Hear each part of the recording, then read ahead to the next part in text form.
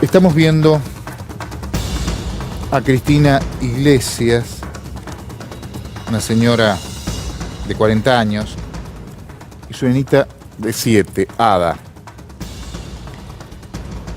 Ellas desaparecieron un día en medio de la cuarentena, de su casa de Montechingolo, en Lanús, Purita al 4000 la dirección, y lo descubre la hija mayor de Cristina. Se comunicaba todos los días, la cuarentena, estaba en distintos lugares.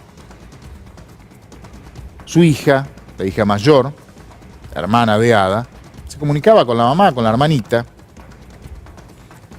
como seguramente usted lo hace en su casa con familiares que no están en su vivienda, usted está en otro lugar, por lo general es por cámara, por videollamadas, ¿no?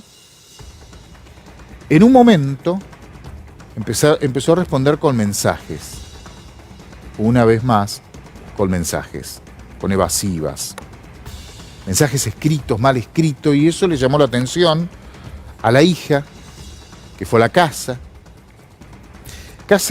que compartía con un hombre, un tal Abel Romero, que hacía tareas en el lugar, hacía algunos trabajos, no se había quedado, que es este hombre que estamos viendo.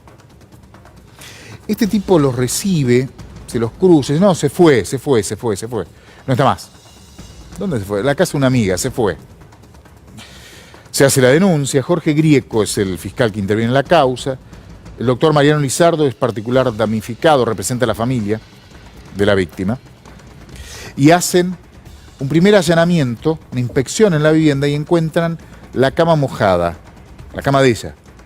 Cuando está la cama mojada, revisan y da positivo al reactivo de sangre, y sangre de arrastre. Lo que pasa es que este Abel Romero se manda a mudar y escapa. Después se encontrarían los cuerpos. Pero para entender un poco más la historia, vamos a hablar con el doctor Lizardo. Buenas noches, gracias por atendernos, doctor. ¿Cómo anda? Buenas noches. ¿Cómo está, Mariano? Caso espantoso, un horror, otro femicidio más, lamentablemente.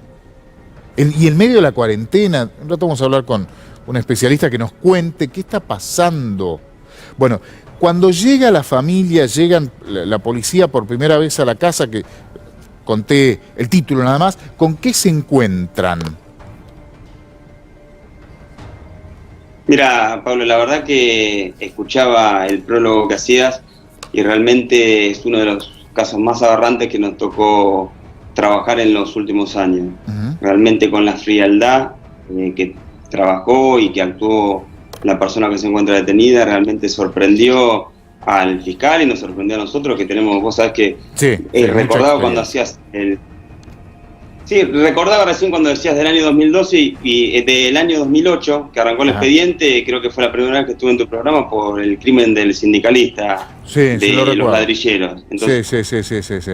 hace muchos años que trabajamos con delitos violentos y realmente no deja de llamarme la atención la frialdad realmente de cómo actuó esta persona, que tuvo la posibilidad de lavar la escena de crimen, limpiarla, prender fuego a las prendas, ocultar todo lo que tuvo a mano y grabar videos y mandárselo a la familia para tratar de ocultar y hacerles creer de que la madre seguía viva y de que Ada seguía viva. O sea, realmente la psiquis de esta persona en la preparación de lo que fue el ocultamiento, fue, ¿no? Con mucha frialdad, ¿no? Con mucha frialdad. Sí. Cuando llegan, la hija se cruza con el asesino incluso, ¿no? ¿Qué es lo que le dice?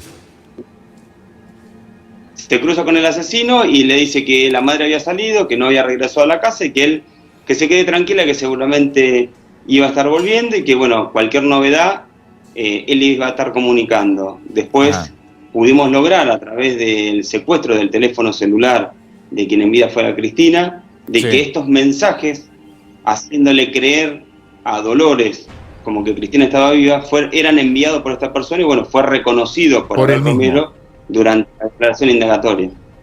Bien.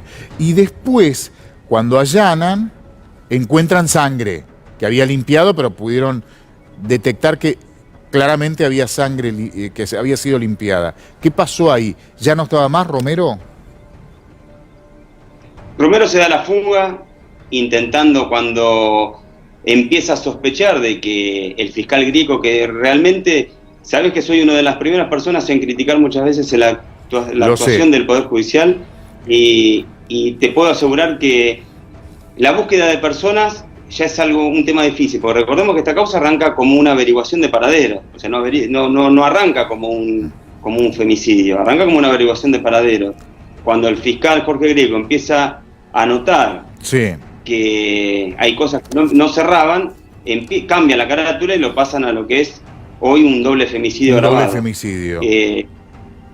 Es un doble femicidio grabado en contexto de género. Bien. Por alevosía y por el vínculo, porque esta persona convivía con Adi y con Cristina. Entonces, estamos hablando de que tiene una expectativa de pena de prisión perpetua. De perpetua. Bueno, finalmente lo detienen. Cuando lo detienen, él primero lo que hace es cuenta toda una historia media disparatada, ¿no? En realidad hace una declaración espontánea que sabemos que en términos procesales no puede ser utilizada, pero claro, le hace una declaración espontánea intentando beneficiarse de su situación procesal al personal policial, donde le manifiesta que él tuvo que entraron varias personas al lugar del hecho, que quisieron robarle, que él intentó defenderse y fue superado numéricamente, y que cambió su vida o mantener su vida por limpiar la escena del hecho, la escena del crimen. Bien. Realmente una versión inverosímil que el fiscal no le creyó absolutamente nada. Después, ¿cómo encontraron el cuerpo y dónde, doctor Lizardo? Se empiezan a hacer un montón de trabajos que se hacen con perros, y quizás es bueno transmitírselo al oyente que está mirando el programa. Nosotros tenemos la experiencia y sabemos, pero hay distintos tipos de canes. Hay canes que buscan pistas de personas vivas, y hay canes que buscan restos humanos. Nos pasó con este mismo can, que es, para que la gente lo sepa, es un Weimaraner, que no es de policía, sino que es un can de bomberos de Escobar, que yo ya había trabajado en otro caso, cuando desaparecieron, se cayó una avioneta en el Delta y habían desaparecido los 3 tripulantes. Bueno, este mismo can fue el que encontró los cuerpos de esas 3 personas. Bruno, ¿no? Sí, Bruno. Con los rastros que seguían los canes que siguen pistas vivas, desconcertaron a la investigación, hasta que este can Bruno indicó sin ningún lugar de tipo de duda que en el fondo de la vivienda, en un lugar donde en algún momento existió una especie de pozo ciego, ahí estaban los cuerpos, marcado que habría restos humanos. Se procedió a través de policía científica y de expertos a la excavación y a la exhumación, estando nosotros presentes, estando toda la fiscalía presente.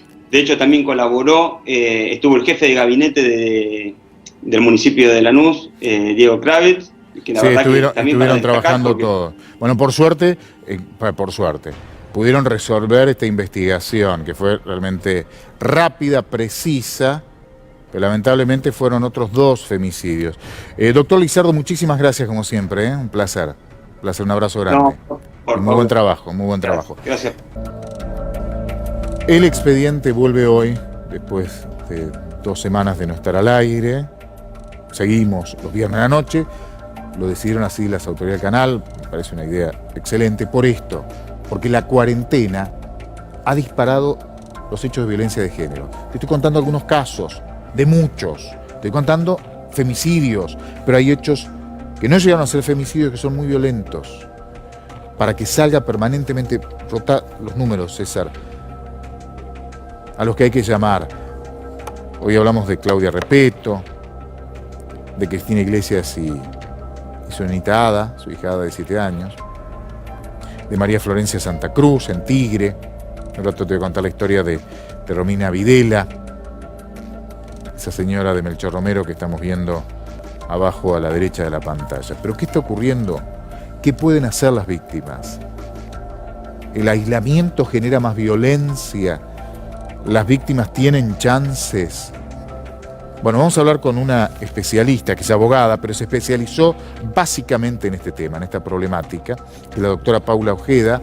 Gracias, Paula, por atendernos. Es muy interesante escucharte y compartir tus conocimientos.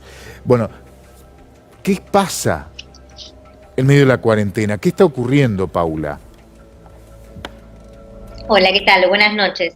Primero de todo, Paulo, lo que te quiero decir y felicitar tanto a vos como al canal es estar un viernes a la noche en vivo tratando esta temática que nos duele, esta temática que la verdad nos quiebra el corazón, porque así como recién hablabas de los jubilados que estaban padeciendo, también hay muchas mujeres, muchos niños y niñas que están padeciendo el horror de estar pasando cuarentena con sus agresores. Entonces, la verdad que, discúlpame que vuelva a tomarme el atrevimiento de felicitarlos por estar tocando lo que pasa este es que tema. ha crecido tanto en los últimos días siguiendo las denuncias, ¿no? Porque quizás uno hace un seguimiento nada más que periodístico y bueno, nos damos cuenta que acá hay un problema. ¿Qué hacer en esta situación? ¿Qué es lo que se puede hacer, Paula?